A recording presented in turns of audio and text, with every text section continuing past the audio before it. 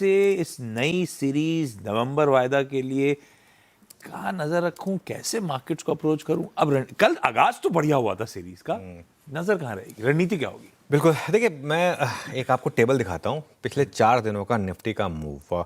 और मैं हमेशा एक चीज़ बोलता हूँ, मेरे लिए सबसे इंपॉर्टेंट है मार्केट क्या कर रहा है, बाकी सब चीज़ें मेरा खुद का व्यू की कोई वैल्यू नहीं है। मैं मार्केट के जो रीडिंग है ना उसको सबसे इंपॉर्टेंस देता हूँ। 23, 27, 28 और 29, ये 23 फ्राइडे को था और 27, 28, 29 इस हफ्ते को। चारों दिन आप एक चीज़ नोटिस करेंगे, निफ्टी ने इंटरडे में 26,000 क्रॉस करा। 26,104, 26,006, 26,041 और कल 26,098। किसी भी दिन पहले इन चार में से 3 दिन हम 26,000 के ऊपर नहीं बंद हो पाए और काफ़ी गिरावट के साथ बंद हुए। 25,891 नहीं, वापस टेबल दिखाइए प्लीज़ मेरी, मैं अभी फिनिश नहीं किया था मैंने। 25,966, 25,936 और उसके बाद फाइनली कल 26,054 पर हम बंद हुए। मतलब 3 दिन तक आपने 26,000 को क्रॉस किया इंट्राडे में, लेकिन उसके ऊपर आप बंद नहीं हो पाए। कल हम आखिरकार 26,000 के ऊपर बंद हुए। क्लोजिंग मैटर करती है मार्केट की। ओपनिंग इंट्राडे में मार्केट इधर उधर जाए, लेकिन क्लोजिंग मार्केट की मैटर करती है। क्लोजिंग जैसे एक ईडीएम है स्टॉक मार्केट में, amateurs open the market, professionals close it. Because intraday में तो आप फिर भी स्टॉप लॉस लगा सकते हैं। क्लोजिंग में अगर आप पोजीशन लेके जा रहे हैं तो आप हेज कर सकते हैं, आप अपने आप को आप स्टॉप लॉस नहीं लगा सकते क्योंकि वो आपके हाथ में नहीं है। अगर 400 पॉइंट का गैप डाउन हो गया तो कौन सा स्टॉप लॉस लगेगा? तो इसके लिए जो क्लोजिंग में पोजीशन लेके जाता है वो एक रिस्क लेता है, उस हिसाब से बड़ा रिस्क लेता है वो। तो मार्केट का टेक्सचर अभी भी बाय ऑन डिप्स का है।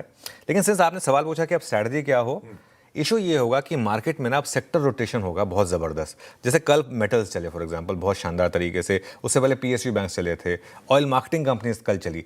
अब ये सारे मूव ना आप प्रीएम्प्ट नहीं कर पाएंगे और ना ही आपको कोशिश करनी चाहिए। हर सेक्टोरल मूव को आप नहीं पकड़ पाएंगे।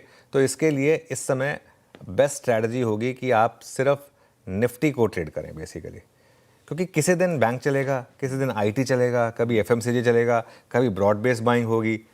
और एक चीज़, एफआई की सेलिंग से ना आप घबराने की ज़रूरत नहीं है। वो एक जैसे कहते हैं ना, गॉस्पेल ट्रूथ नहीं है, ये गॉड्स गिफ्ट नहीं है कि वो गलत नहीं पढ़ सकते। अक्टूबर में हमने देखा कि जब वो गलत पढ़ते हैं तो बुरी तरीके से गलत पढ़ते हैं। 94% शॉर्ट पोजीशन से उन्होंने शुरुआत की थी, क्या शॉर्ट्स की धुलाई हुई, एक ही सीरीज़ में 1300 पॉइंट की रैली आ गई फ्राइडे में। तो ये हमने देखा है कि एफआईज भी गलत पढ़ सकते हैं और अब वो वापस ज़ोरदार तरीके से शॉर्ट हैं। तो इसका मतलब हम फिर थोड़ी सी शॉर्ट कवरिंग बेसिकली पॉसिबल है यहाँ पर। अब वापस वो 80%, 82% के करीब शॉर्ट पोजीशन पर आ गए। हाँ, एक चीज़ है, अगर निफ्टी 25,800 के नीचे बंद हुआ तो हम अपने इस लॉन्ग व्यू पर फिर से रिव्यू करेंगे, तब हम रिव्यू करेंगे। वैसे उसके चांसेस थोड़े से कम ही हैं, लेकिन मार्केट में हर चीज़ के लिए प्रिपेयर रहना है।